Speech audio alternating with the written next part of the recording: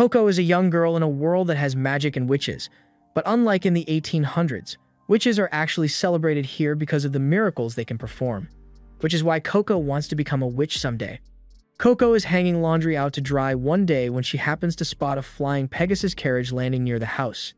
This is the first time she has ever seen one land so close by, so she runs downstairs to ask her mom if she can go have a look at it. However, as she opens the main door, she accidentally bumps into a man standing there. She apologizes, but he says it's fine since it was kind of his own fault for standing in front of a doorway to begin with. Coco then looks up and notices that there is a group of ladies looking through the store's fabric collection, and she assumes they must be the ones who arrived in the carriage a moment ago. She then looks at the man, but he can already tell what she's going to ask, so he clarifies that he's not part of their group. The ladies are amazed by the selection of fabrics available here because it's even better than what they usually get at the castle town, so they intend to buy a lot at once, which leaves Coco's mother really busy. She asks Coco to help out a little, and Coco is more than happy to do so. But first, she goes up to her mom and asks if she can go see the Pegasus carriage outside after she's done. Her mom doesn't like the idea of Coco messing with the Pegasus that belonged to her customers, but since Coco is asking so nicely, she agrees to let her go, but only after she's done helping. Coco is excited to hear that and runs over to the man to take his order. She apologizes for the delay and asks him what he needs, so he tells her he wants a smoky white cloth, and he has already written down the exact measurements he needs, so all Coco needs to do now is cut it out for him. Coco goes to find the color of material the man is looking for, and after getting it, she marks out the measurements with some chalk and begins cutting. However, once she's done, she notices the man staring intently at her work, which catches her off guard, but he's just fascinated by how precise Coco's movements were, and he says that craftsmanship as good as this feels like magic to him. However, even though it was meant to be a compliment, Coco refuses to accept it because magic is something so much more special than anything she could do with her ordinary hands, so she doesn't think it's fair to compare magic to something as mediocre as her work. The man can tell that Coco really likes magic, so he asks her if there's a specific reason she is so fascinated by it, and Coco explains that when she was little, she went to a festival at the castle, and while she was there, she ended up meeting a witch who was wearing a mask. The witch called her over and asked if she wanted to buy a magic picture book from him, but while Coco did love a good picture book, she had no idea what magic was at the time. The witch then conjured up a few shadow figures to demonstrate the wonders of magic, and he even powered up the cobblestone beneath Coco's feet for an extra touch of wonder. And seeing all this convinced Coco that magic was the best thing in the world. She eagerly bought the book and ran back to her mom to tell her all about it, and Coco's mom is convinced that Coco just fell for a scam of some kind. But as long as she's happy, that's all that matters. Coco then tells her mom that she wants to become a witch in the future, but her mom gives her a reality check and tells her there's no way she can become one. Coco is disappointed to hear that and asks why, so her mom explains to her that only those who are born with magical power can become witches, so ordinary people like them don't have what it takes to become witches. Since that day, Coco's dream of becoming a witch was crushed, but she is still quite fond of watching magic being used, even if she knows she will never be able to do it herself. The man is intrigued, so he asks Coco if she can tell him a little more about the witch she met. But just then, they all hear a loud crash coming from the direction of the Pegasus carriage, so Coco is worried that something bad might have happened to it. She rushes out to see for herself, and sure enough, the Pegasus carriage has been flipped over somehow, and the ones responsible are these two.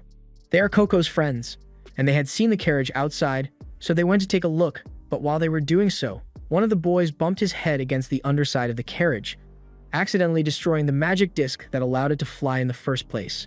Coco's mother grabs the boys and forces them to apologize to the ladies for what happened, but the ladies are still upset because they can't get home without the carriage, and it was a gift from their father. Coco's mom doesn't know what to do since there's no way she can afford to pay for a replacement. But just then, after inspecting the carriage, the man tells everyone he thinks he can fix it. The ladies are skeptical at first because this carriage was handcrafted with flying magic from a witch, so there's no way some random guy would be able to fix it. But that's when the man reveals that his name is Kaifri, and he is indeed a witch. The ladies are all overjoyed when they find out that Kaifri is a witch, especially Coco, and they all thank him for his help. But Kaifri does mention that there's a bit of a problem. He says he isn't comfortable performing the magic out in the open, so he asks if there's somewhere private he could go instead, and Coco immediately speaks up to invite him to use the house's workshop. After all, this might be her only chance to witness a witch casting a spell firsthand, but that plan doesn't exactly work out for her since, as soon as Kaifri gets to the workshop, He tells Coco to stand, watch outside, and not let anyone enter under any circumstances. That really puts a damper on her plan to learn magic from Quifrey since he clearly doesn't want anyone watching him. But rules like that only work on people who are willing to listen, and Coco's friends might as well be deaf in that regard because they immediately try to sneak around the house and onto the roof so they can spy on Quifrey's spellcasting. Coco follows them and tries to get them to come down, but then she realizes that she still really wants to see the magic as well, so she climbs onto the roof and asks the boys to move over. They then open the window, expecting to get a first-class view of the magical process, but to their disappointment, Quifrey is really thorough, so he closes all the curtains before he begins. And there's no way they can open them without him noticing, so they all give up and head back down. Coco is about to leave as well, but just then she remembers that she left the roof hatch open earlier when she was hanging the laundry out to dry, so she climbs up onto the roof and enters the house through the hatch. She then peers into the workshop through a crack in the wall boards, and she can now clearly see what Quifrey is up to. All this time, she had thought spells were cast with words or actions, but from what she can see, Quifrey is actually only drawing on the disc. That must mean that the stick she got with the magic book all those years ago wasn't meant to be a wand, but rather a pen. And if learning to draw the spells is really all it takes to use magic, then maybe there's still hope for her to become a witch. Quifrey eventually finishes drawing the spell, and seeing this, Coco panics because if he heads outside and doesn't see her by the door, then he will know she was spying on him. Sure enough, Quifrey heads out to go talk to Coco, but by the time he gets there, Coco has already made it back, although she's extremely dirty and out of breath from all the running she had to do. After that, Quifrey puts the magic disc back in the carriage, so the noble ladies are able to take off and return home without any issues. And later on, Quifrey leaves as well, so Coco and her mom wave as he walks away. Coco's mom is honestly relieved because, considering how much Coco loves magic, she was fully convinced that Coco would say she wanted to leave with Quifrey, and she wouldn't know what to do with herself if Coco left her behind. Coco hugs her mom and tells her she doesn't need to worry because she would never leave her, and her mom is really happy to hear that, so she suggests they should head back inside and get dinner started. Coco and her mom have a nice and cozy meal together, and after washing up, Coco heads off to go to bed, but she doesn't actually plan to get any sleep tonight. She sets her candle by her bedside and takes out the wand that came with her magic book. Now that she knows it's supposed to be a pen, she realizes that there's a cap on one end of it, and the other end with the orb is a container for the pen's ink. Additionally, all the pictures and diagrams in the book must be the drawings that are needed to cast spells, so Coco decides to practice copying some of them down on a sheet of paper. She spends several minutes analyzing the different parts of the first spell, and then she begins carefully tracing it onto a separate piece of paper, taking extra special care to make sure all her lines are straight. She eventually finishes the first drawing and waits for a moment to see if something happens, but nope, it's still an ordinary piece of paper. Coco doesn't understand where she could have gone wrong because she thinks it looks close enough to the drawing in the book. However, while she may be good at drawing straight lines, she clearly sucks at drawing circles, because that circle isn't connected at all. Fortunately, just as she is about to give up, a drop of ink falls from the pen, connecting the lines of the circle, and as soon as the circle has been completed, the page lights up right before Coco's eyes, filling the room with bright and colorful fireworks. This is a major breakthrough for Coco because the fact that she was actually able to draw a spell means it's not impossible for her to become a witch. However, she can't go telling anyone about her discovery because Quifrey seemed very insistent about not wanting anyone to see him cast his spell, so if he finds out that she saw him, he might be mad. For now, Coco decides to continue practicing with more magic circles, and out in the forest, Quifrey is camping out with a fire spell going to keep himself warm. But he can't help but think back to what Coco said about a random witch selling a picture book to her, and a moment later, he sits up in shock because he finally realizes what that picture book was. Back in Coco's room, a few hours have passed, and she has just discovered the fire spell. But having a fire indoors is really dangerous, so she rushes to put it out before something bad happens. After conducting several experiments, Coco is finally starting to understand how the magic circles work. The bigger the circle is, the stronger its effect will be, and said effect lasts a lot longer if the circle is drawn perfectly. That said, keeping the drawing neat while increasing the size is a bit of a challenge for her, especially with the more complicated ones, so it will probably take a lot of practice before she gets as good as Quifrey is. Just then, Coco comes up with the brilliant idea of tracing the magic circle directly from the book to make it easier to draw, and sure enough, with this method, she perfectly replicates one of the most complicated spells in the book. Just as she finishes tracing the spell and it begins to light up, Quifrey appears behind her and drags her out the window as he yells in her face, asking what spell she just used. Coco tells him she doesn't know because she was just tracing a new one from the book, but as they look back at the house, it is slowly being covered in a thick layer of crystals. Coco's mother had heard all the commotion and came out to see what was going on, but she couldn't see the crystal forming behind her in time, and before she could escape, her foot made contact, and just like that, Coco's mother is caught.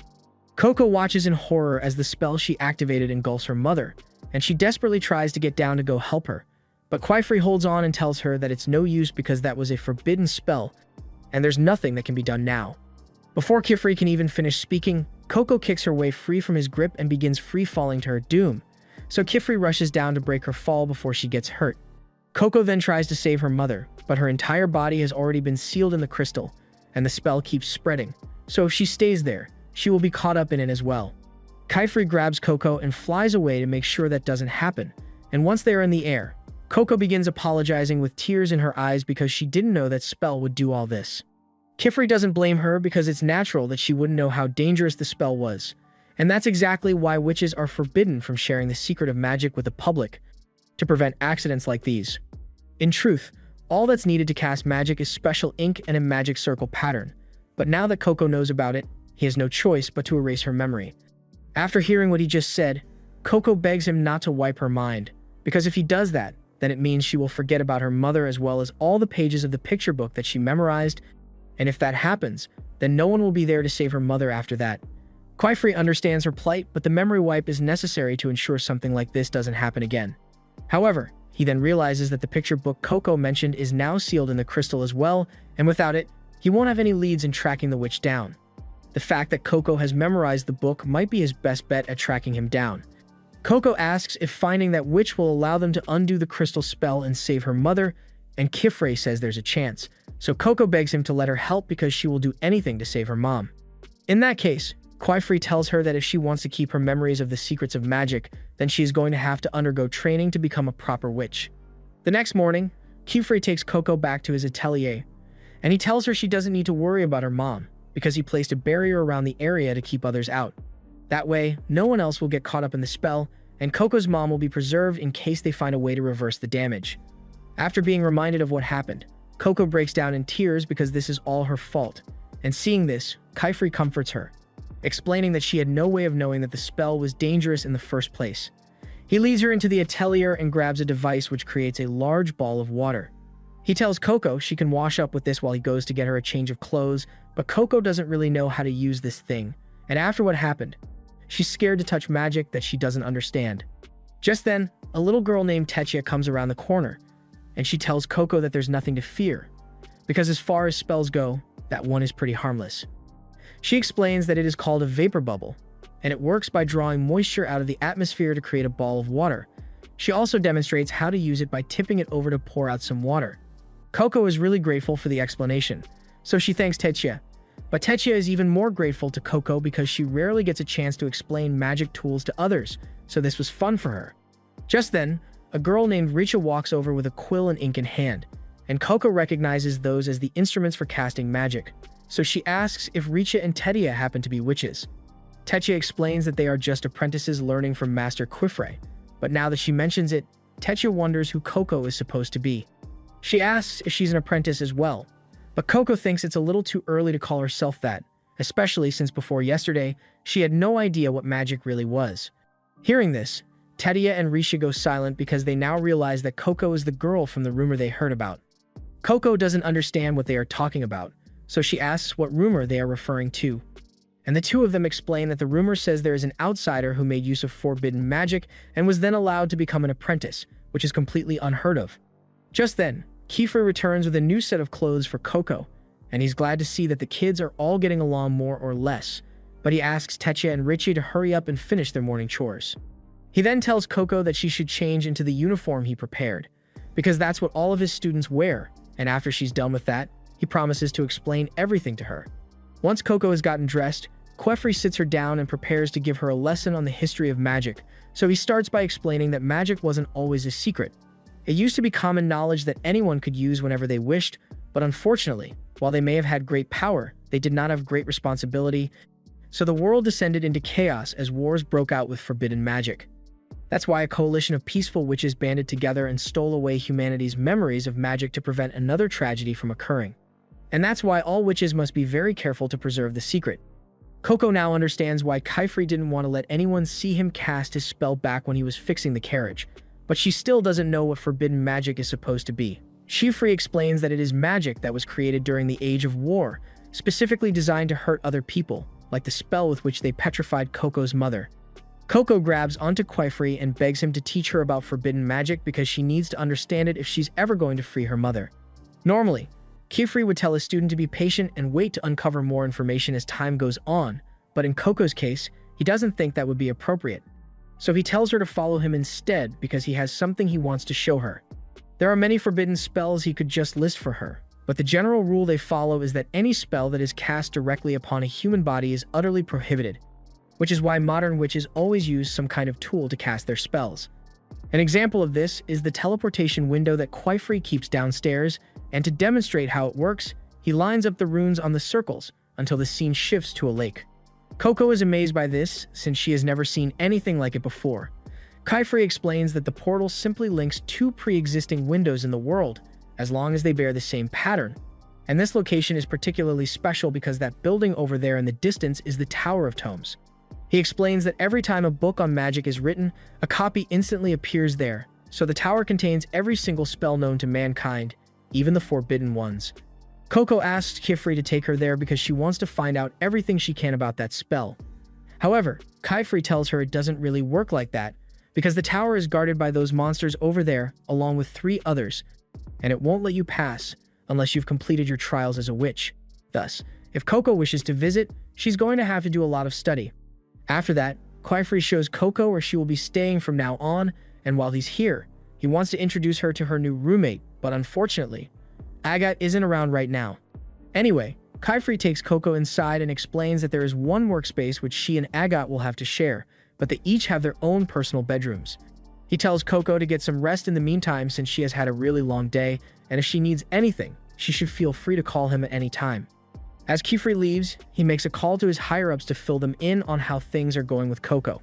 He says she is settling in nicely, and he thanks them for approving her apprenticeship, but he hasn't been able to get around to asking for information on the witch that gave her the book yet, because he says he wants to wait until after Coco has gotten adjusted to her new life here.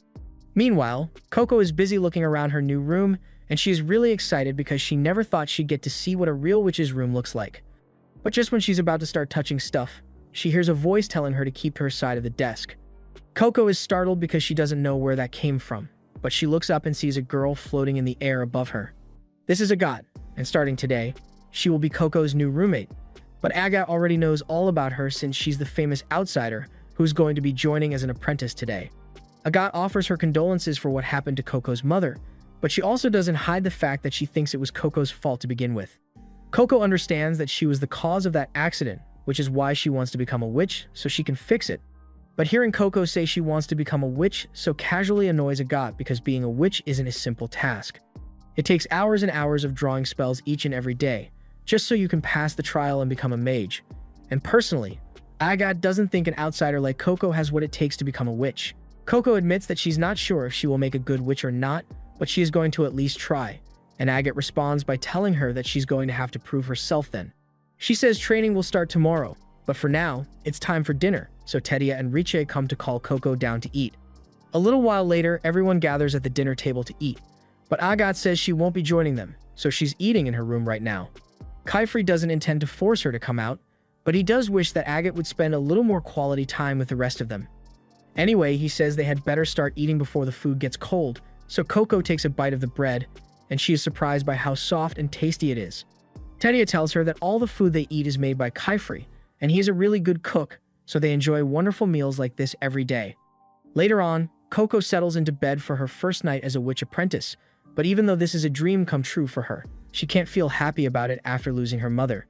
The next day, Coco wakes up bright and early to begin studying because she needs to prepare to pass those trials, but that's going to be a little difficult considering the fact that she doesn't even know what the trials are to begin with.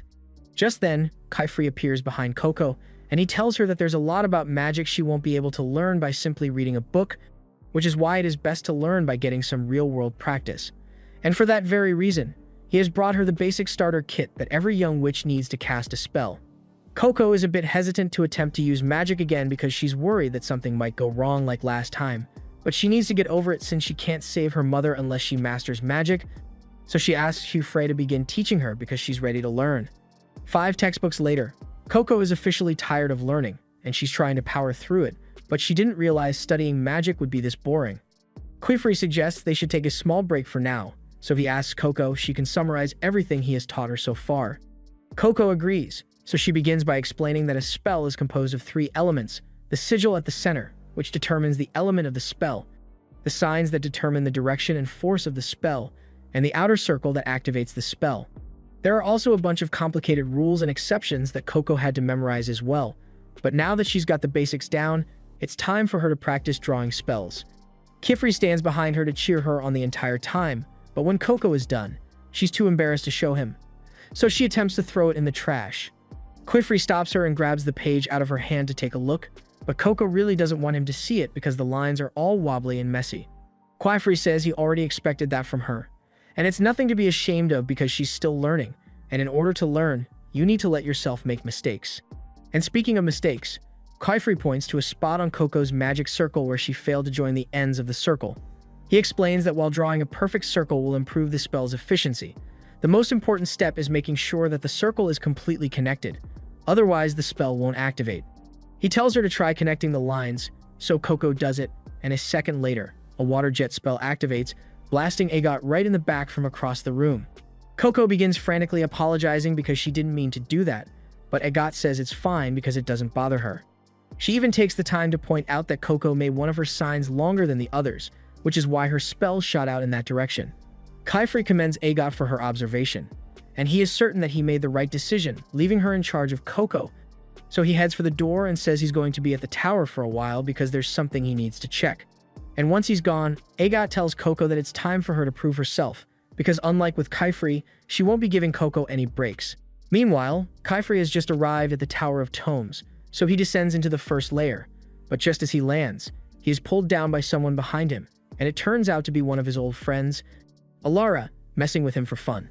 It has been a while since they last saw each other, so Quifrey is glad to see her again, and she mentions that she heard all about his new little apprentice.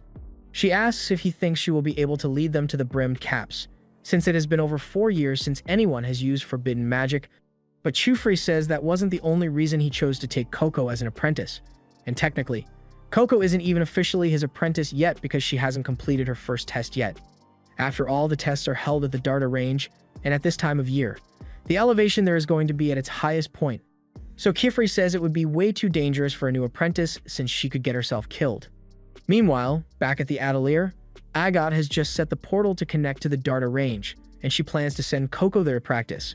Coco is a little hesitant since this doesn't seem like the kind of thing they should be doing while Quifrey is away, but Agat tells her to stop being such a baby because she's going to have to complete this test eventually if she wants to be an apprentice, and personally, Agat managed to do it back when she was only 10 years old. The first test is called Consent of the Crown, and basically, Coco is going to be given 3 items which she must use to reach the summit of the range and pick one of the flowers there all by herself.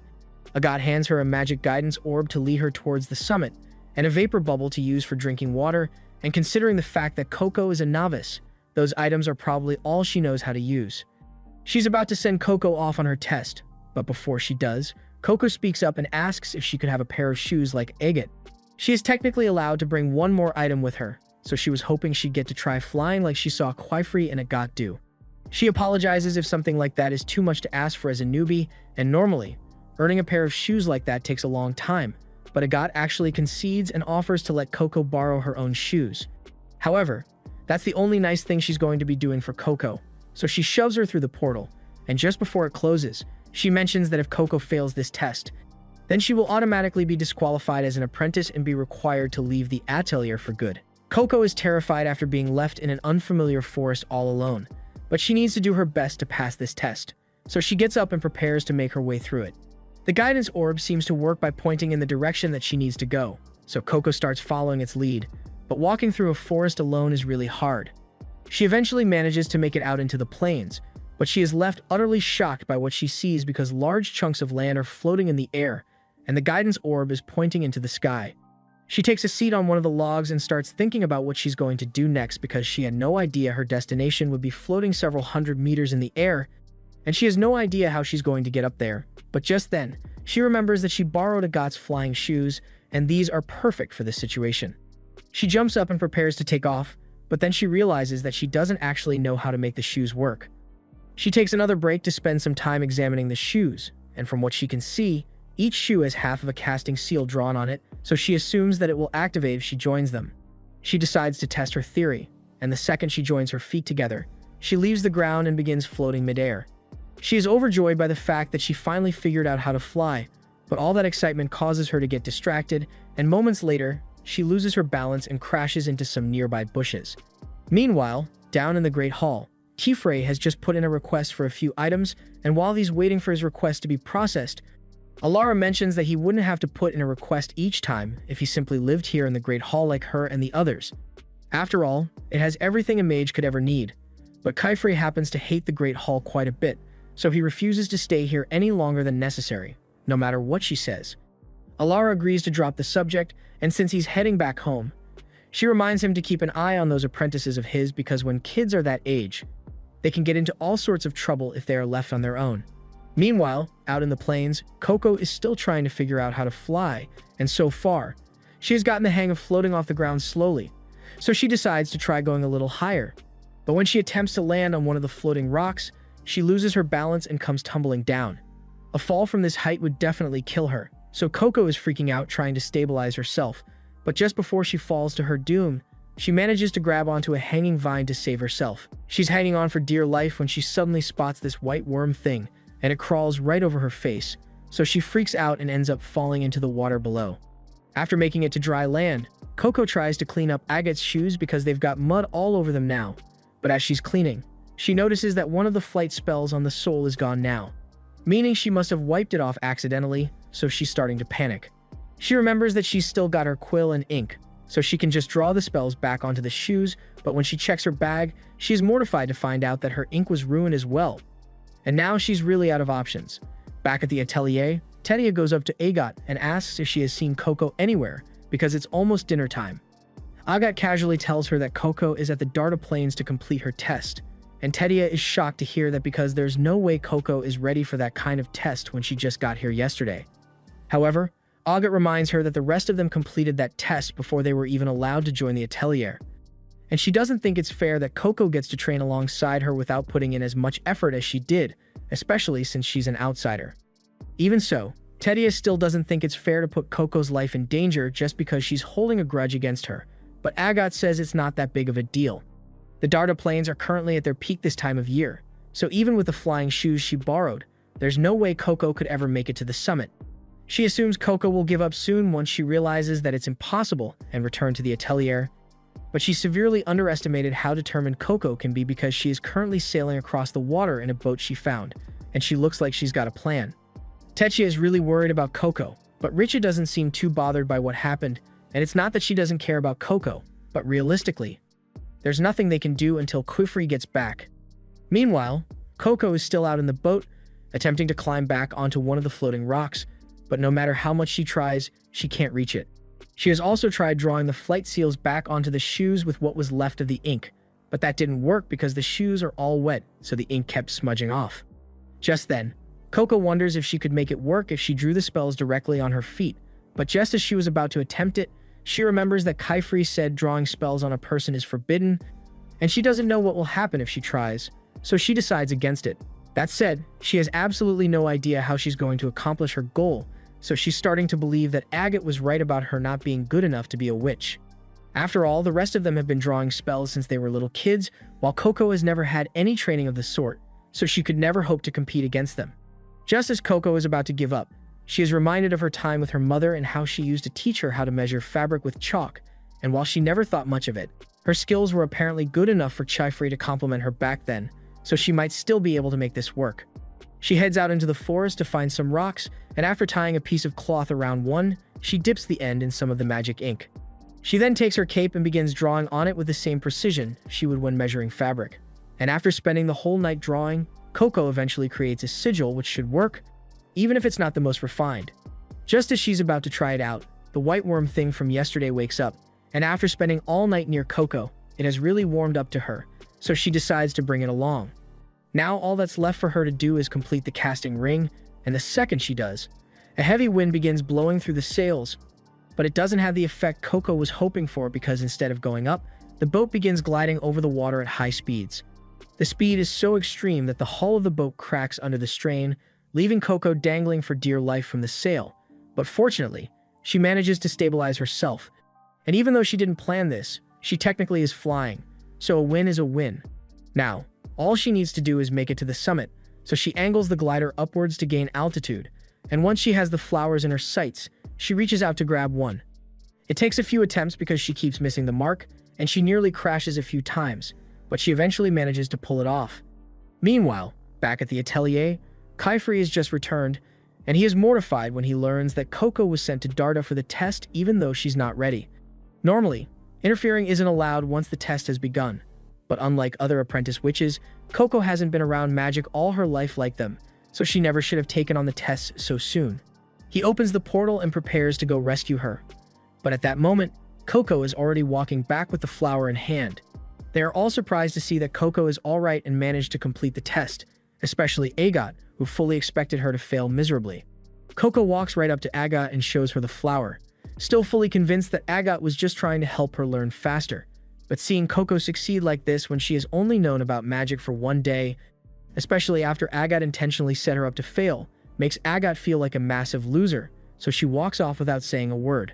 Quifri would have to address that later, but for now, he walks up to Coco and warns her that it is incredibly dangerous to take on magic challenges before you are fully prepared, especially ones like this where she very easily could have ended up dead if she failed. He makes her promise never to do something reckless like that again, and Coco apologizes for it, but he's not really that mad about it. He just says it was unnecessary because he had already decided to accept Coco as his apprentice without the test, and to commemorate the occasion, he gives her the apprentice uniform he ordered, and Coco is overjoyed.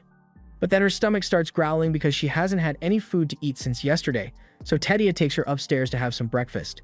Now that Coco is an official apprentice, Kifri has her practice working with the 4 core sigils: water, earth, fire, and levitation.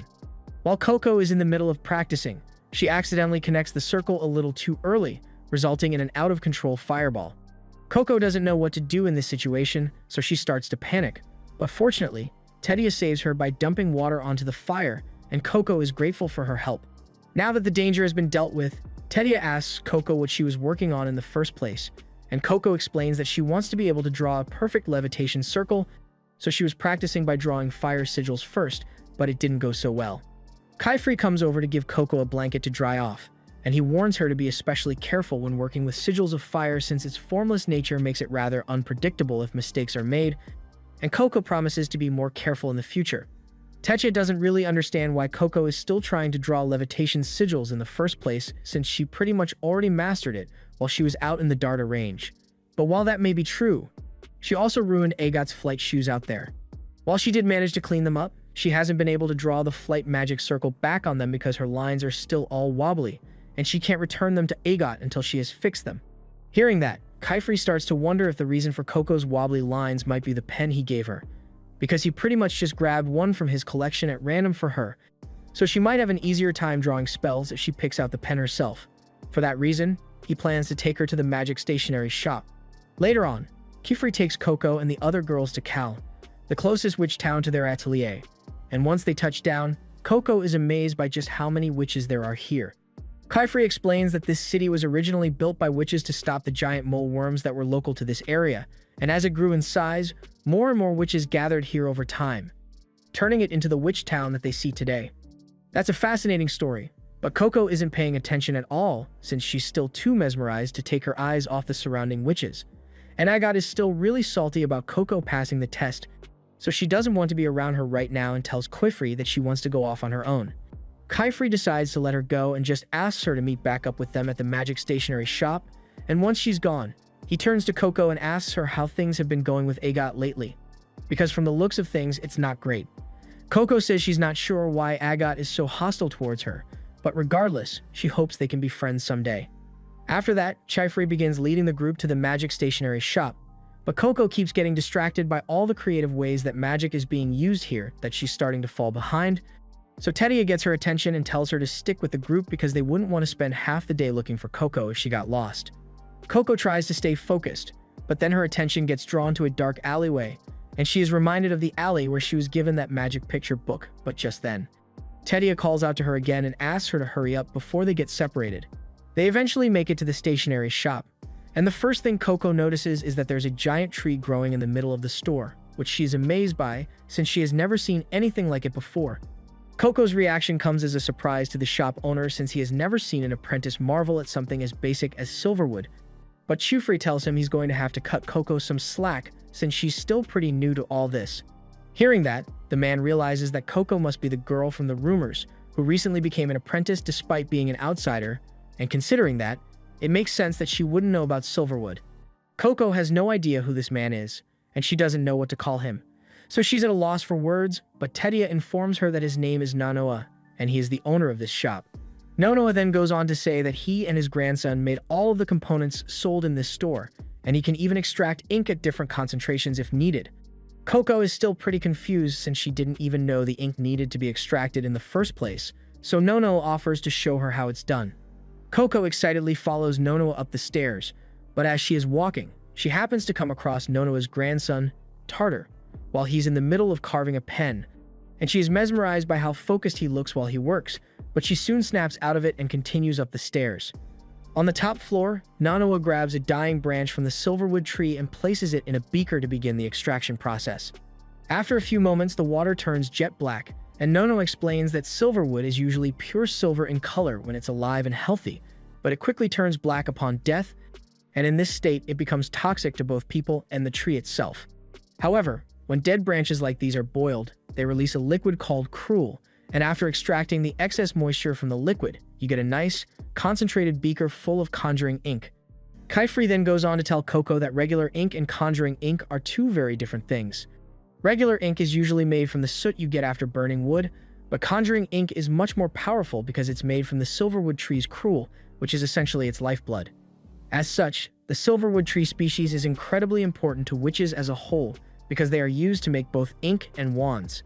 Upon hearing Nonoa mention wands, Coco gets excited, and Nonoa asks if that's the reason they came here today.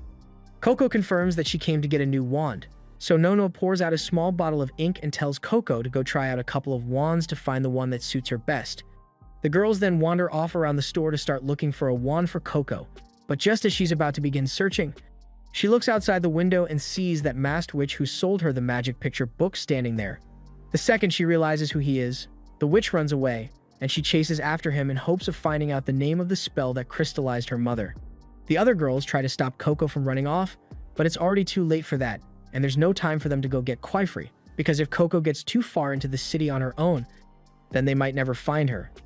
Meanwhile, out in the city, Agatha is busy doing some shopping when Coco accidentally runs into her, but she doesn't stop and keeps chasing the masked witch. Shortly after that, the other girls show up and tell Agatha that they need to go after Coco right away, so Tetia drags her along, and even though Agatha has no idea what's going on, she decides to go with it.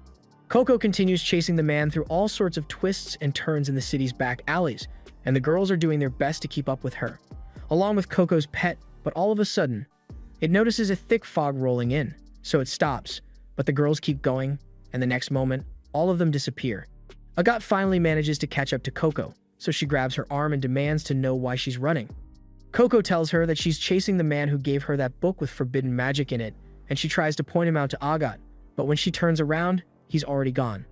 Agatha thinks this has all been a massive waste of time, but when they turn to go back, Richie realizes that this place looks a lot different from the usual city alleyways. Additionally, the floors and walls are made of a white rock that isn't found in Callan, which means they must not be in Callan anymore.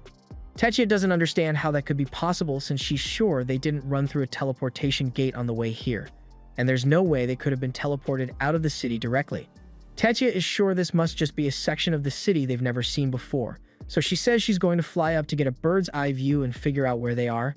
But Agatha doesn't think that's going to help because she's certain that this place isn't calm, and if they were really teleported here directly, then forbidden magic must have been used. Just then, Tetia comes back down screaming and tells everyone they need to get out of here right now.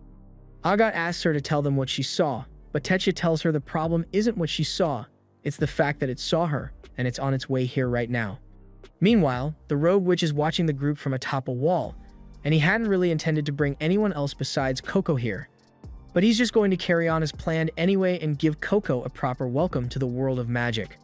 A moment later, a large dragon lands right in front of the girls, and as this happens, the rogue witch says Coco is his one and only hope. Meanwhile, back in the city, Kifri is finally done with his shopping, so he asks Nonoa if he has any idea where the girls went. Nonoa says he's not sure since he hasn't seen them for a while, and he suggests that they might have gotten bored and gone out on a walk, but Kifri doesn't think that's possible.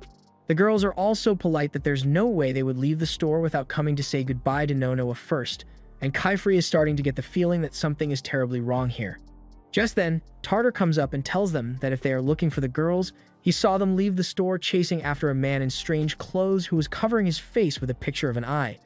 And as soon as Kifri hears that description, he realizes that it was the rogue witch, and he is now really worried because something bad might have happened to the girls. Meanwhile, in the middle of who knows where, the girls are being stared down by the dragon, and they are all paralyzed in fear, but Agat snaps them out of it and tells them the only way out of this is to maintain direct eye contact with the dragon while slowly backing away until they're out of its attack range. Following Agat's advice, they all back away slowly, and once they are far enough away, they all turn and start running as fast as they can, narrowly avoiding the dragon's bite. The dragon then begins chasing after them, and it's closing in on them, but Agat casts a fire spell to slow it down, and while the dragon is dazed, the group manages to escape into the maze. As they are running, Coco tells Agat that what she just did was amazing and asks how she drew that spell so quickly, but Agat tells her she didn't draw it back there at all. She just carries around a notebook full of partially drawn spells, so she only needs to connect the circle to activate it when necessary. Coco is fascinated by the idea and asks Agat to teach her later, but to do that, they first need to survive and get out of here in one piece. Unfortunately, they soon run into a dead end, and the dragon may not know where they are yet, but it's only a matter of time if they can't find a way out of here. Tedia begins having a panic attack because she doesn't want to die in a place like this, and she can't believe she got dragged into this mess because of Coco. But she doesn't want Coco to feel bad, so she stops herself from saying that last part out loud. However, Coco still gets the message loud and clear, and she can't even say anything about it because this really is all her fault. Agat calms Tetia down and tells her that they can still make it out of here.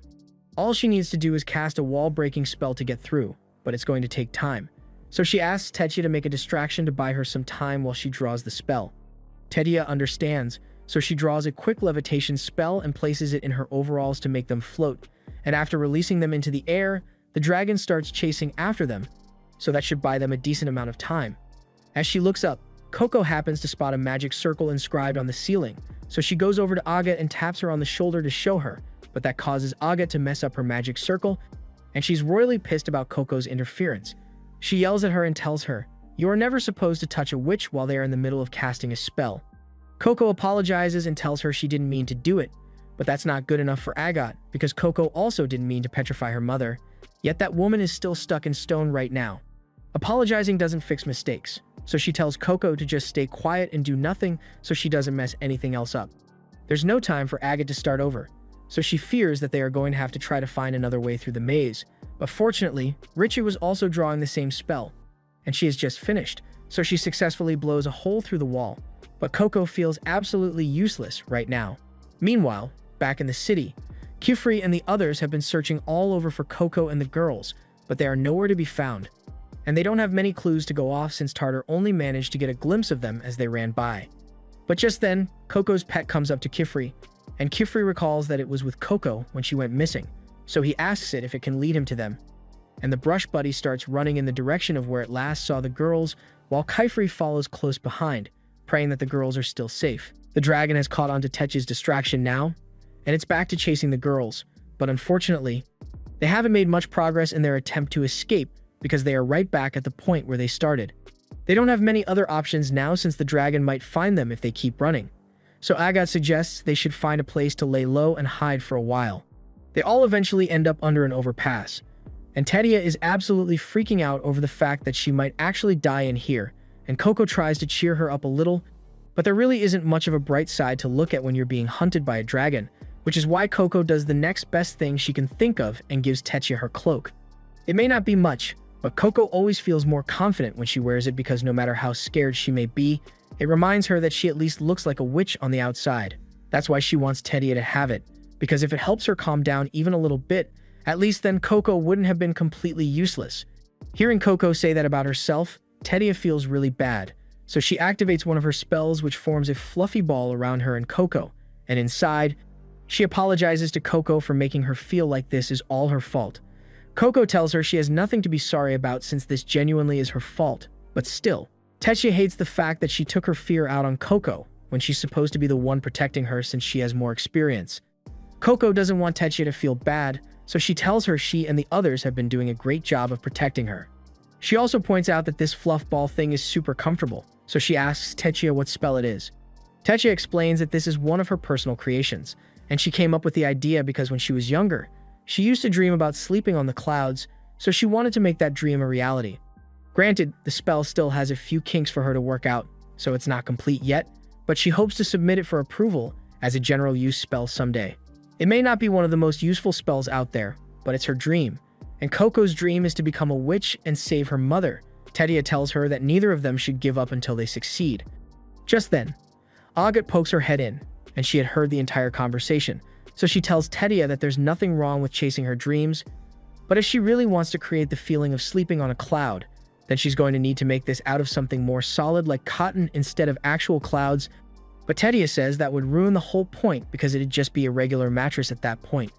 Tedia's spell aside, Awakens tells them they have a more troublesome spell to worry about because it seems like there's a looping spell cast on this place that prevents them from leaving no matter how far they walk, and if they want to get out of here, they are going to need to find and destroy that seal first, but Awakens hasn't got the foggiest clue on where to start looking. Just then, Coco speaks up and says she actually saw a magic seal on the roof a while ago, and after the others take a look as well, they all believe that must be the seal that's keeping them trapped in here. But with the dragon guarding it, they are going to have to find a way to take it out first. Awakens begins preparing a few more fire spells to fight the dragon, but before she does, Coco stops her because she doesn't think that's going to work. The fire spell Awakens used before definitely slowed the dragon down, but it didn't do much actual damage to it, and Awakens has to admit that Coco has a point because dragons are naturally resistant to fire. She then asks Coco if she has any ideas on what kind of spell they should use to beat it instead, but Coco thinks fighting the dragon would be too risky, which is why she has a different plan in mind. She draws a diagram on the wall to show them her plan, and basically, she wants to use Tedia's spell to distract the dragon so they can get to the spell seal up there. After all, in a cold place like this, a reptile like the dragon is bound to want to go somewhere warm. Awakens doesn't like the fact that the plan is basically to try and put the dragon to sleep, but as dumb as it sounds, it's technically possible, and both Tedia and Richie are already on board. The reason Coco came up with this plan is because Kufri told her that magic is something that is meant to make everyone happy, and if this works, then no one has to get hurt, and that philosophy strikes a chord with Awakens. She also doesn't really have any other ideas in mind, so Tedia and Richie ask for her help because they have a much better chance of succeeding if they work together. Thus, Awakens reluctantly agrees to work on Coco's plan with the others, and Coco is really happy to hear that. The first step to the plan is making Tedia's clouds solid enough to lie down on, but in this case, the user is going to be a dragon, so they are having a hard time thinking of what to make it out of. Tedia considers using shredded paper, but they've only got 4 small notepads with them, so Coco and Richie suggest they could use their clothes or their hair. Awakens tells them that neither option would work since it's nowhere near enough for a dragon, and even if it were, would they really want to give up their clothes and hair for this? They realize that Awakens has a point, so they start thinking of other materials they could use, and eventually, Awakens comes up with the idea to use sand. Back when Richie drew the wall breaker spell, it turned the materials in the wall into fine sand, and fine sand is fairly soft when you lay down on it, so it should work.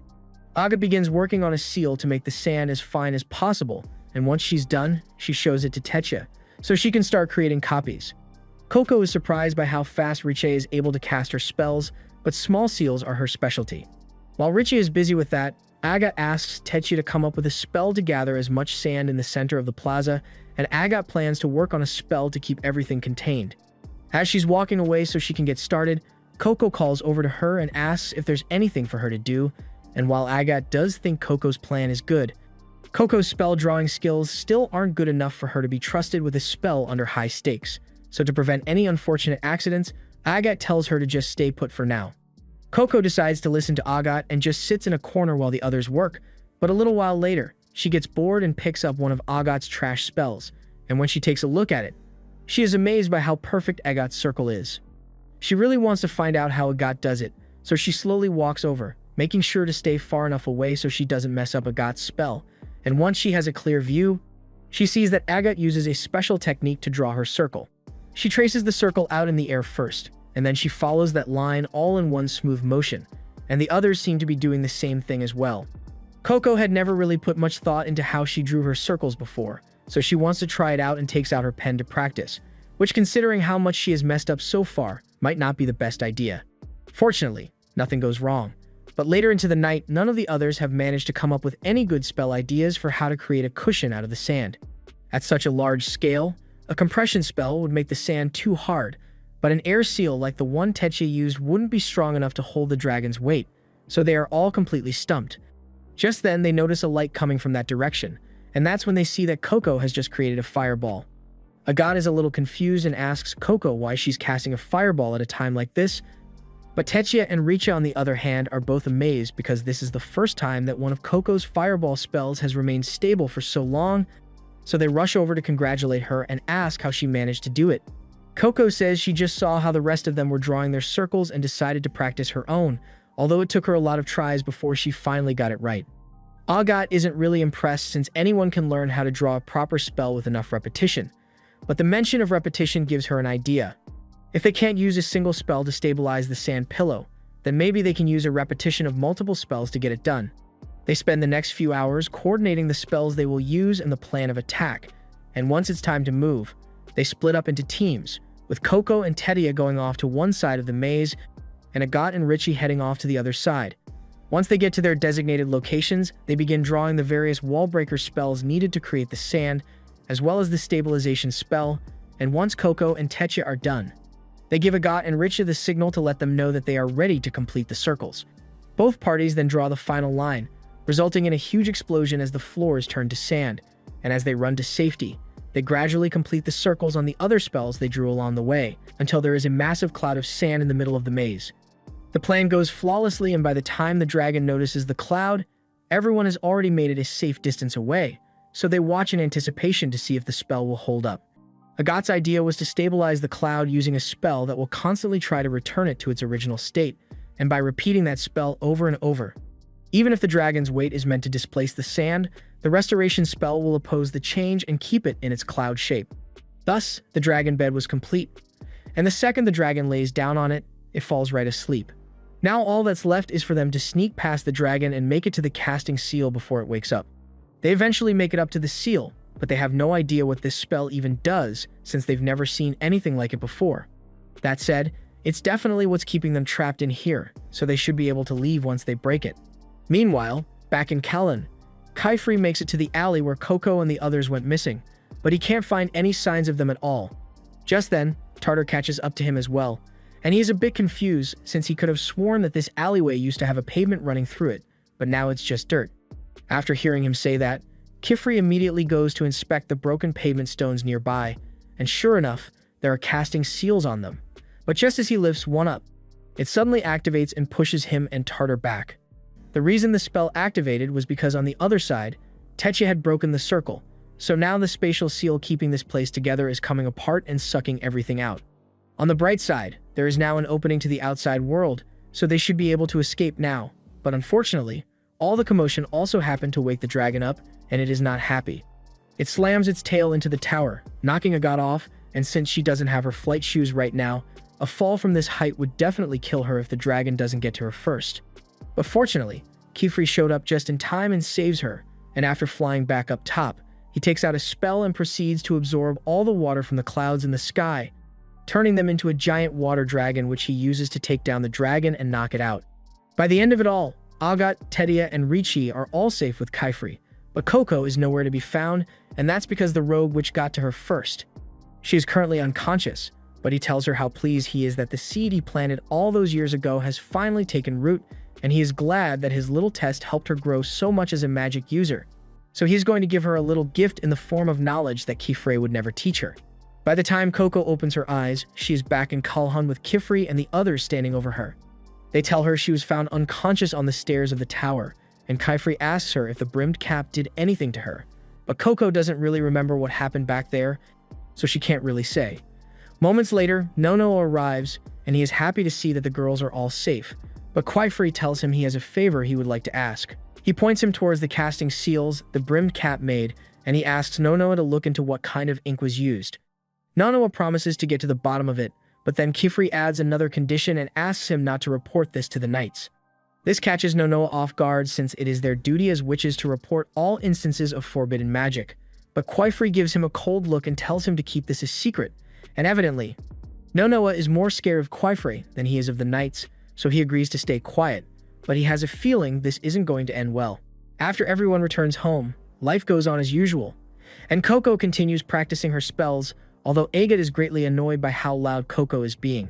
That said, Agat has come to respect Coco's efforts a little, so instead of yelling at her like she normally would, Agat decides to leave the room to go practice somewhere else instead. She heads out into the plains and stands on a ledge with her eyes closed to practice drawing a light spell, and she does manage to activate the spell, but she's not particularly happy with how it turned out, since the light pillar is weak and unstable, so she still has a lot of work ahead of her before she's able to draw spells as easily as Kaifri does. As for how Coco's practice is going, she's getting really frustrated because all her lines are coming out wobbly since she never got a chance to pick out a pen for herself in Colin. She's able to draw straight lines with the pigment stone thanks to all of her fabric expertise, but the stone is too big for small pieces of paper. She is also disappointed in herself for not being able to cast a single useful spell back when they got caught in the trap, but she is determined to keep trying until she learns how to use the quill. Or at least that's what she'd like to say, but she's way too tired right now, so she's about to lie down for a quick nap. But all of a sudden, Kaifri shows up and warns her that she'll catch a cold if she sleeps out here. Coco is startled because she had no idea that he was even here, and she tells him she didn't mean to fall asleep, but she clearly looks tired. She tells Kaifri that she's worried that she will never be able to complete the test at the Tower of Tomes at this rate because she hasn't been making any progress lately, and Kaifri can see that she's quite upset, so to cheer her up, he asks her to come with him for a little bit. Kaifri takes Coco to the kitchen and pulls out a pot of stew he made, which he has been meaning to use, and he asks Coco to take a bite. Coco tries the stew, and she absolutely loves it, but then Kaifri tells her he made that stew 2 years ago, and Coco starts to panic a little.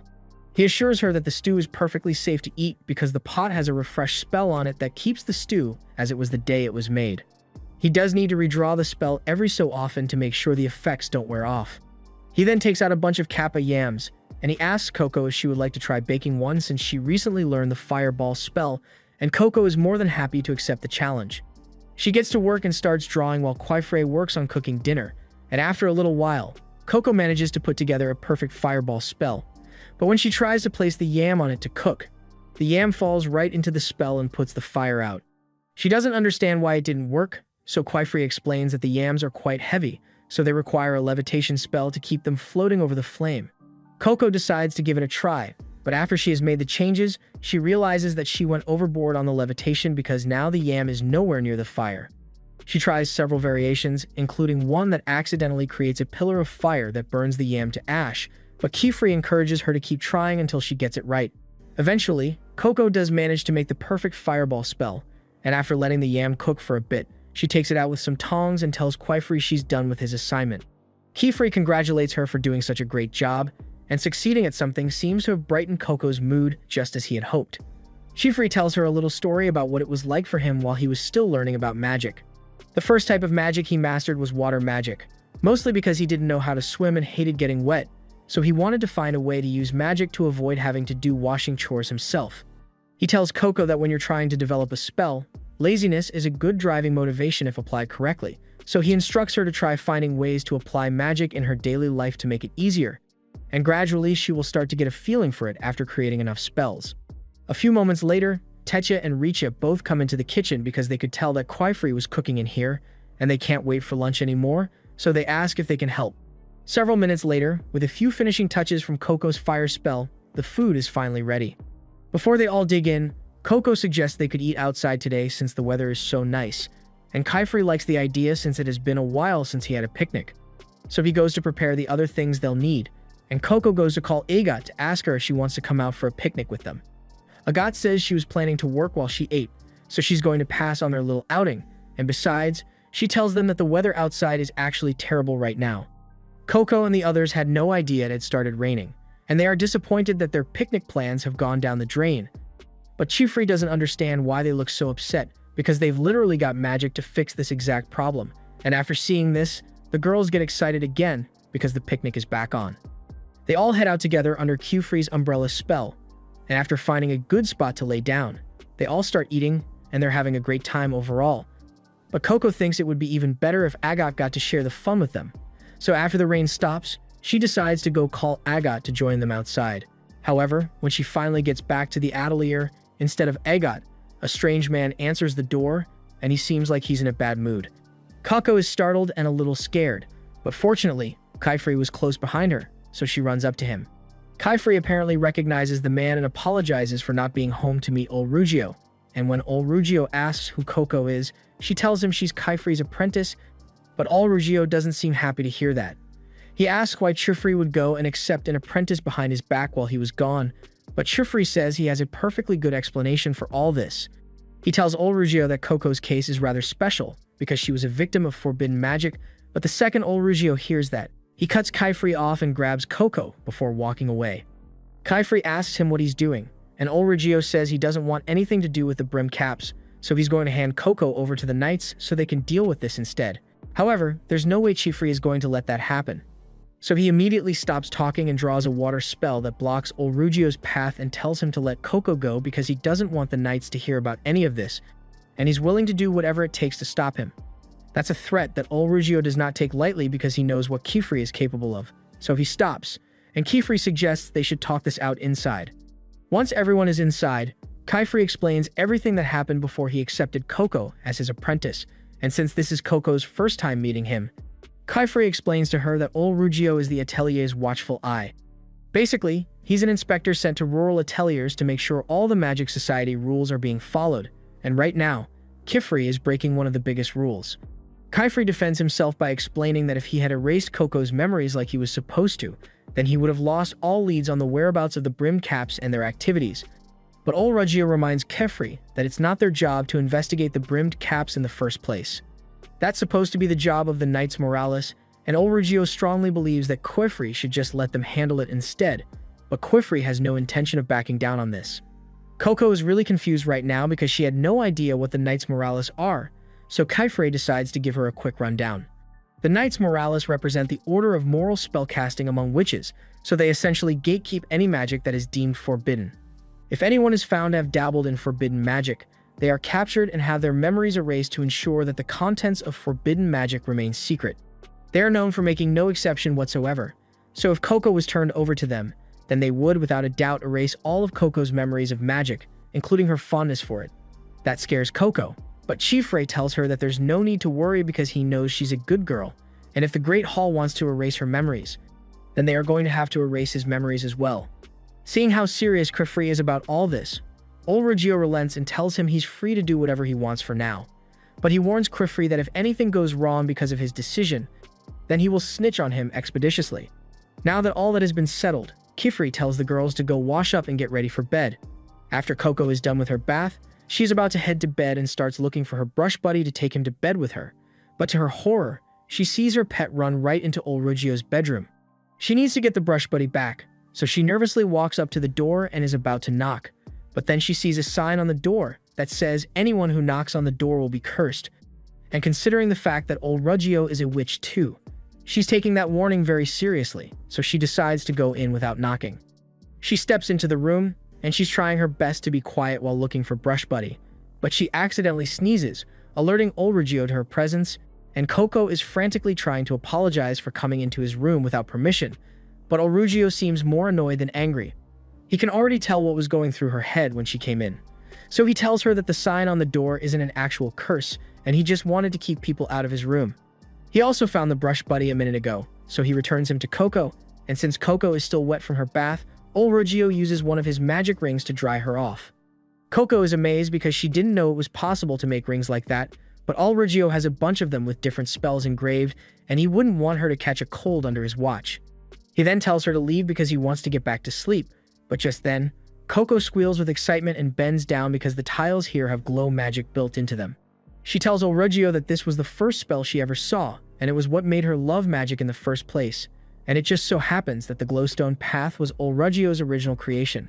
It works by having one stone layered over another, and applying pressure by stepping on it makes the ring and sigil overlap to activate the spell. He tells her it's not that impressive since anyone could do it, but Coco still loves this spell most of all because it was her first experience with magic, and though she wasn't able to use magic at the time, it still allowed her to dream, so she's very grateful to Olrugio.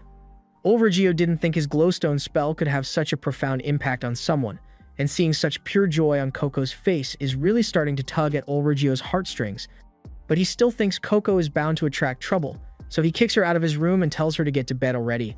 The next day, it is still raining, and Agatha is having trouble concentrating due to all the noise, but even so, she has still managed to make some decent progress with her blind spell drawing since the light is more stable now, and at this rate, she is sure she will be able to pass her next test soon, and after that, she will be allowed to take part in outside missions. Just then, she hears a loud banging on the front door, so she goes to check it out, and she finds a panicked man begging Kifri for help. He says his son got caught in a flood near the bridge, and it's too dangerous for anyone else to get close to him without getting swept away. Kifri agrees to help and tells the man he will leave immediately, and he's about to tell the girls to wait here, because it's too dangerous for them. But Agatha says she wants to go with him, and she swears that she will make herself useful.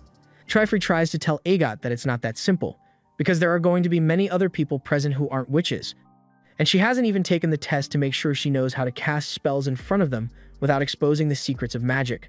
However, Agatha cuts him off and tells him she has been practicing on her own for ages, and it's his job as a mentor to find opportunities for her to gain experience. Kifri understands that, but he still thinks it's a little too early to take Agatha out on a mission with him. However, Olrugio cuts in and tells Kifri that he's going to go ahead and follow the guy to the accident site so he can set up a gate, and he says he wants to bring Agatha along as his helper, which gets her really excited, so she runs off to go get her hat and coat. Kifri is about to object, but then the rest of the girls say they want to come as well, and Olrugio tells him that he needs to stop worrying so much because there are things the girls will never learn unless they get some real-life experience. Kifri understands that, but he's still worried about them, especially Agatha, because she tends to focus more on the frustrations of the things she can't do instead of celebrating what she can. And if she's not careful, her haste to grow up may lead her to take the wrong steps someday.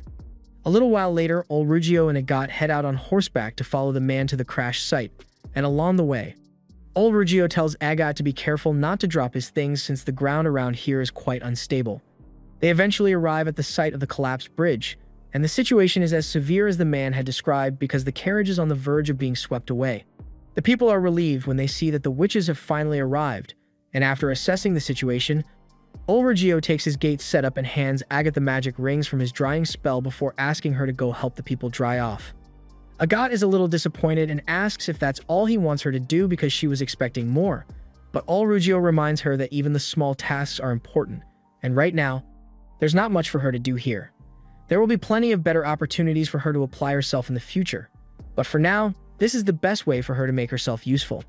However, while Olrugio was simply stating the facts, Agatha ended up taking it as him treating her like an ignorant child, and she can't stand it because she has been working so hard to prove that she's a worthy witch, but she can't prove herself unless she is given the opportunity to do so.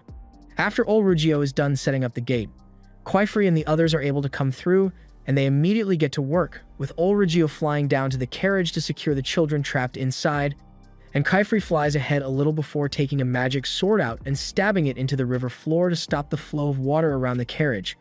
It looks very impressive, but while the sword may be stopping the water flow, Kifri does still need to put in a considerable amount of effort to keep it centered against the flow of the current, so he tells Olrugio to hurry up with the evacuation. Olrugio manages to get the first pair of kids out with no trouble, so he comes back to get the last one, and once that kid has been rescued, it's safe for Kifri to finally take the sword out and slash the raging river, creating a wave break to slow the current down to relatively safe speeds. Thankfully, everyone managed to make it out okay, and the man who called for help is extremely relieved to see that his son is alright. Custis apologizes for causing so much trouble, and explains that he was just trying to protect Daga's products, but Daga says none of that matters to him as long as he's okay. He then turns to Kifri and Olrugio and thanks both of them for their help, and Kifri says it was no problem at all. He also mentions that his apprentices brought some medicine with them, so if anyone here is injured, they'll be able to treat them. But then he turns back to see that all the girls are over by the trees, staring in awe at Kaifri's magic sword. Coco asks Kaifri what it is, so he explains that it is called Rain Cleaver, and it has dozens of small water spells inscribed on its blade, so it could easily split a small lake in two. The girls think it's amazing, and Tedia asks Kaifri if she can hold it for a bit, but he turns her down and says this thing is way too dangerous for kids to hold, at least not until they've been properly trained. Just then, Ulrugio tells Kaifri he plans to go upstream to see if there's anyone in trouble there, and in that case, Kaifri says he will go check downstream, so he asks Tetia to come with him. And Ulrugio takes Richo while Coco and Agat are asked to stay behind and help treat the injured people. Coco is more than happy to do so, but Agat doesn't seem too happy about being left alone with Coco.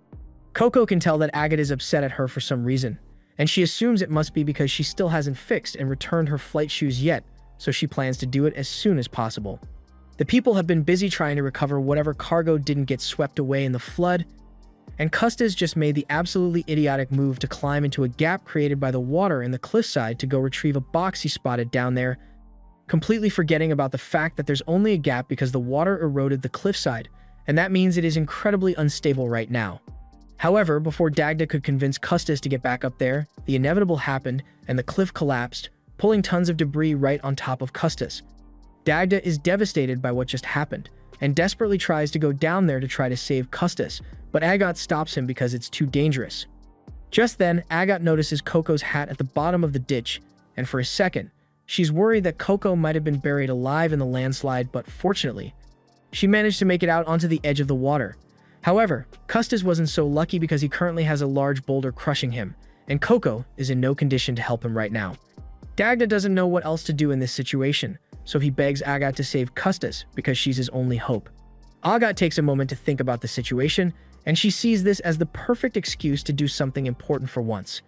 Both Kaifri and Ulrugio are away at the moment, and she doesn't have her flight shoes, so there's no way for her to go call them. And in addition to Custis's situation, Coco is in danger as well, so she has every justification to use magic under these circumstances. However, when she agrees to help, the people start gathering around, asking how she's going to save Custis. And all of a sudden, attention causes Agat's PTSD from being scrutinized by her former teachers to resurface. And what hurts the most is the memory of her mother basically banishing her from the family because she wasn't talented enough to live up to her expectations. Just then, Agat is snapped out of it by the sound of Coco's voice calling out to her, and Coco is asking if there's anything she can do to help from down there because she really wants to save Custis. Hearing Coco show so much genuine concern for Custis reminds Agat of what Ulrugio said about not getting too impatient. She has been looking at this as nothing more than an opportunity to prove herself, but this is a life or death situation, and her top priority should be to make sure Custis survives. She calls out to Coco and asks her to give a full rundown of her current situation, and Coco explains that she's not injured and the current down here isn't life-threatening, so she's not in any immediate danger of getting swept away. The mud is making it impossible for her to pull herself up, so she's stuck here. As for Custis, he is currently unconscious, and from the looks of it, his leg must have been crushed into powder because that boulder pinning him down is absolutely massive. There's no way any of the adults would be strong enough to lift it by themselves, so the only way to save Custis is with magic. But unfortunately, Coco's bag got soaked in the water, so all her drawing tools have been ruined, and Agat isn't allowed to let normal people see her draw spells, so she can't do anything with them standing here. Meanwhile, in the Magic Tower, Aesthis receives a report that there has been an incident in a village on the outskirts of Callan. According to eyewitnesses, there was a huge pillar of water seen from the river, and it requires investigating, so they have to leave immediately. Meanwhile, at the base of the cliff, Coco has finally managed to climb out of the water, but her bag is still wet, so there's not much she can do. Just then, she comes up with an idea and asks Agat if she still has the drying magic rings Ulrugio gave her, and Agat can tell what Coco is thinking. So she tosses the rings down to her, and once Coco has them, she starts using them to dry out her bag so she can draw spells with it again. However, even if Coco is able to use her tools again, she still can't draw any spells with all these people watching. Normally, when there are people around, a witch is supposed to draw by hiding their hands underneath their cloak so no one finds out how magic is cast, and while Agat may be able to do it, Coco can't. So she needs to come up with a way to distract the people to buy her some time. Agat then steps behind the people and gets all of their attention, introducing herself as Kaifri's most promising apprentice and promising that she will use her magic to make sure Custis makes it out of this all right. As she is speaking, She proceeds to draw a light spell underneath her cloak, sending a brilliant pillar of light into the sky and forming a light bird. This serves as both a beacon for Kaifri and Olrugio, and a distraction for the people so they won't see Coco cast any spells. However, down in the ditch, after drying her bag, Coco is about to start drawing the levitation spell she practiced, but she realizes that there's no way this is going to work.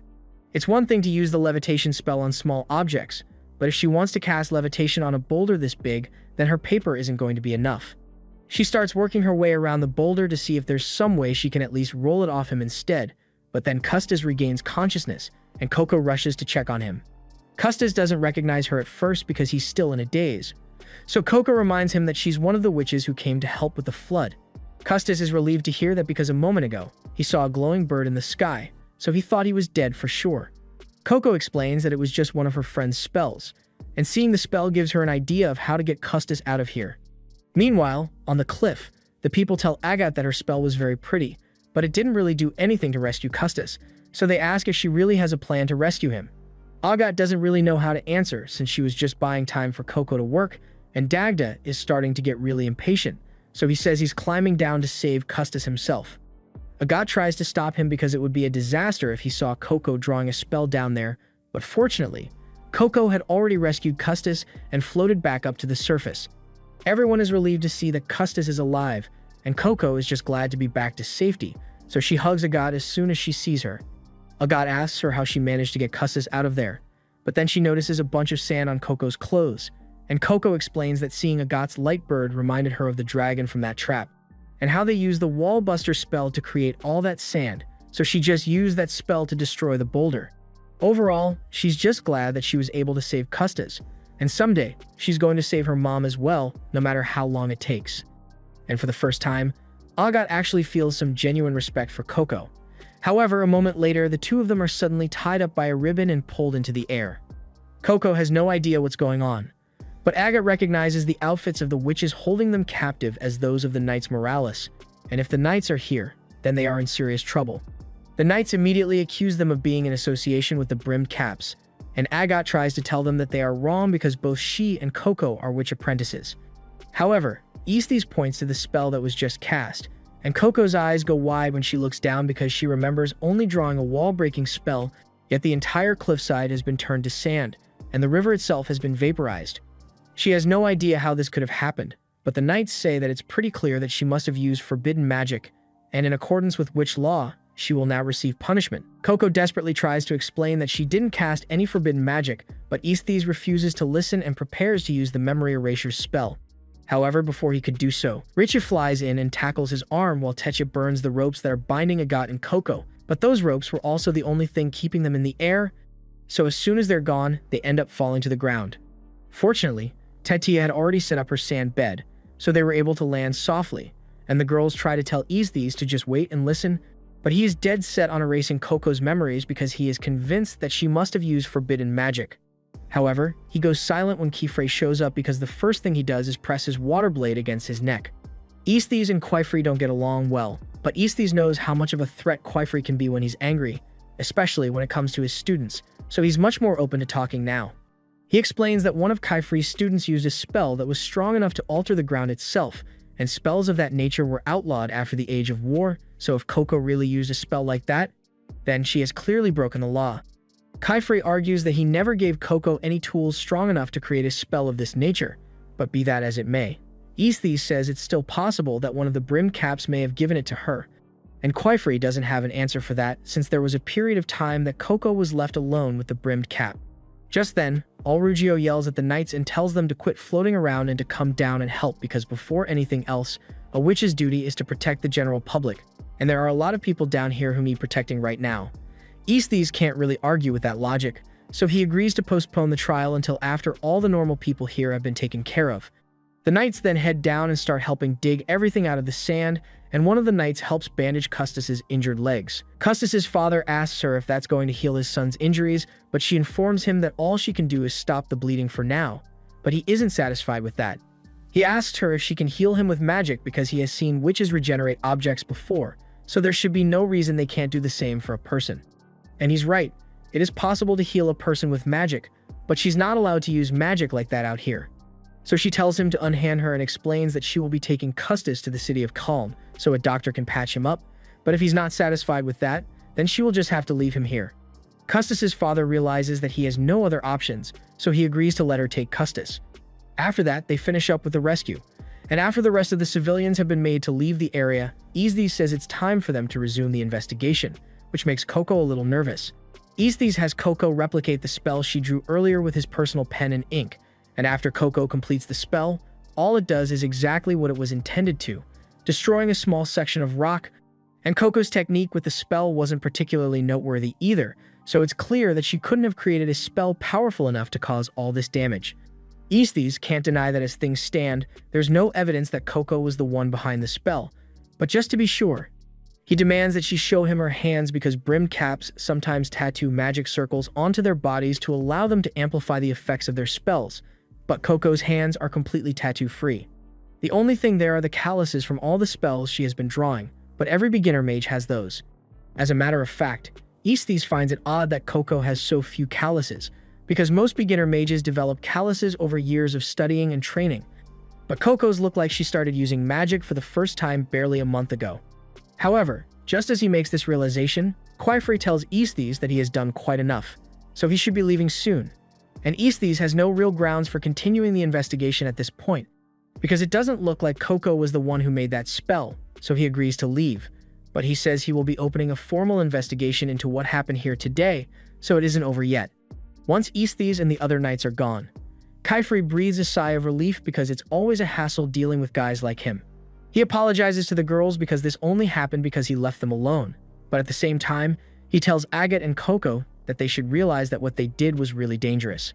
If anyone had seen them use magic and learned of the secrets of magic, then they would have had to erase that person's memory, and once you erase one dude's memories, you have to erase the memories of everyone else present, and that's a whole mess waiting to happen.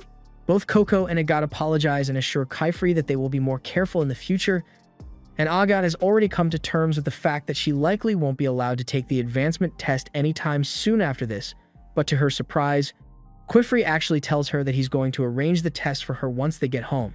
He sees it as a fitting reward since she did manage to make it through the situation without revealing magic to any of the civilians, and Tetcha is a bit jealous that only Agat gets to take the test, but Quifrey reminds her that she hasn't even completed the basics of hidden casting yet, so she's not as qualified as Agat is, and the same goes for Richa and Coco, who didn't even know that there was a second test.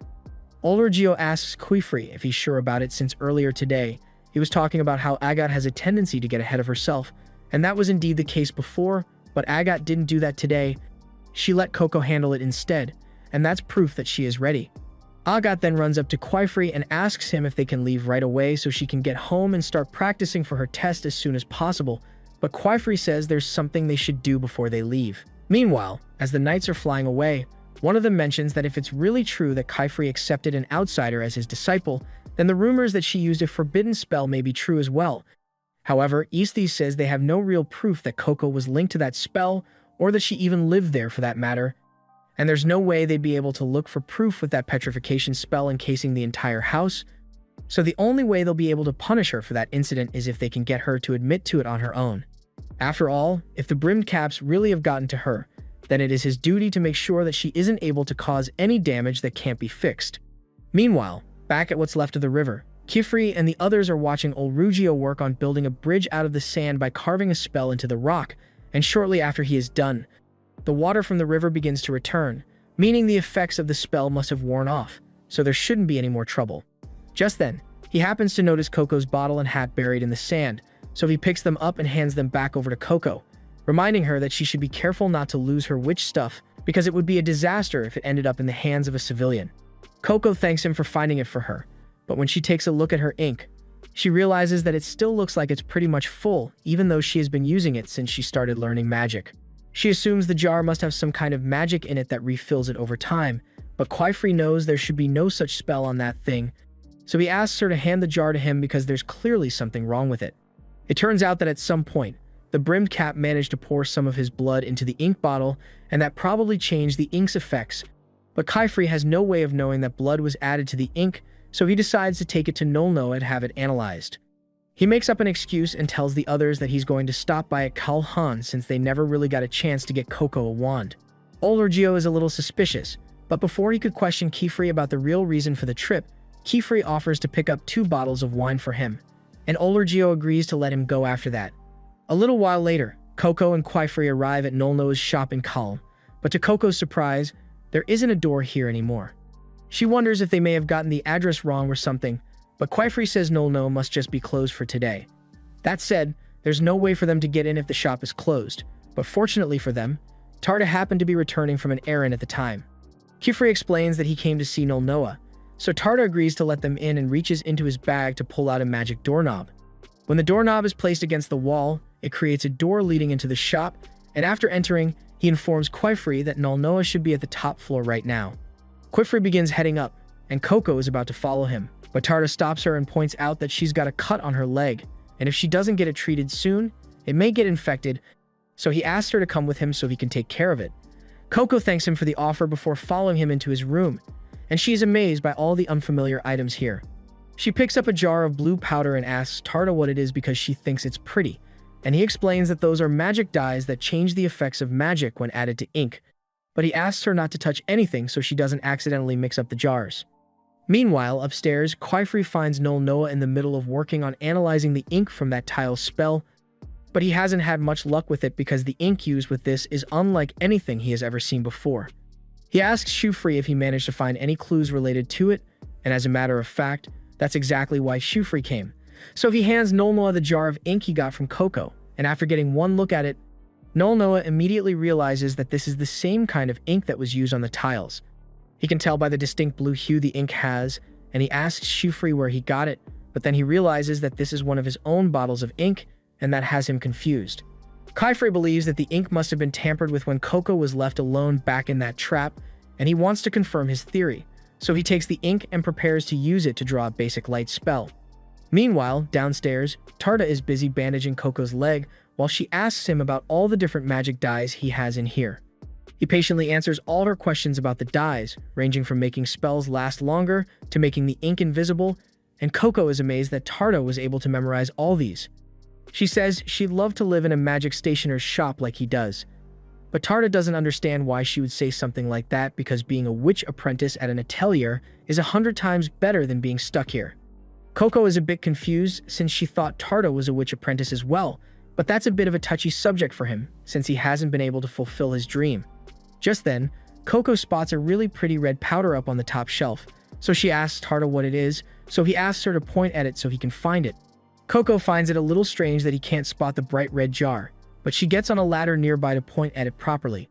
However, as she is doing so, all of a sudden, Kifri's light spell activates, and it's way bigger than normal, so it startles the kids, and Coco ends up falling over. They both wonder what could have made such a blinding light, but more importantly, Coco realizes that she accidentally knocked over all the dyes. Fortunately, none of them broke, so she offers to help Tarda put them all back in place, but Tarda looks devastated and says it's pointless. All the labels of the jars fell off, and he has no idea how to tell them apart otherwise because he can't differentiate them by color like Nolnoa can. Coco feels terrible about what happened and asks if he's sure there's nothing she can do, but Tarda solemnly just asks her to leave it as it is because there are some things he simply can't do, and with his silver-washed eyes, he will never be able to become a proper witch like others. Meanwhile, back upstairs, Kifri and Nolnoa are still reeling from the effects of the magic light blast, and it makes no sense for such a small spell to create such a powerful blast, so there must be something very wrong with that ink. Kifri believes that the brimmed caps must have used a twin bottle spell, which basically means they linked Coco's bottle to one of their own, and that's how they managed to add whatever mystery additive that made the spell so powerful. Nolnoa thinks this is way too much for him to handle, so he thinks they should contact the Great Hall at once, but Kifri tells him they can't do that. This is the link to the brimmed caps he has been waiting for, and if he's going to catch them, then he needs to make sure no one knows he has this. Nolnoa is starting to get nervous because Kifri is sounding a little unhinged, and Kifri apologizes to him for what he's about to do. Later on, Kifri leaves the store and finds Coco waiting outside. She asks him to tell her what silver-washed means, so he explains that it's a congenital disease that makes it so you can only see in black and white, and since witches tend to favor good eyesight, it is rather difficult to become a witch with that sickness. Back inside, Tarda comes back into the magic dye room after a while and finds Nolnoa sorting through the mess, so he apologizes and explains that he got startled by the flash of light earlier and knocked them over by accident, But Nolo has no idea what he's talking about because he doesn't remember anything about a flash of light at all.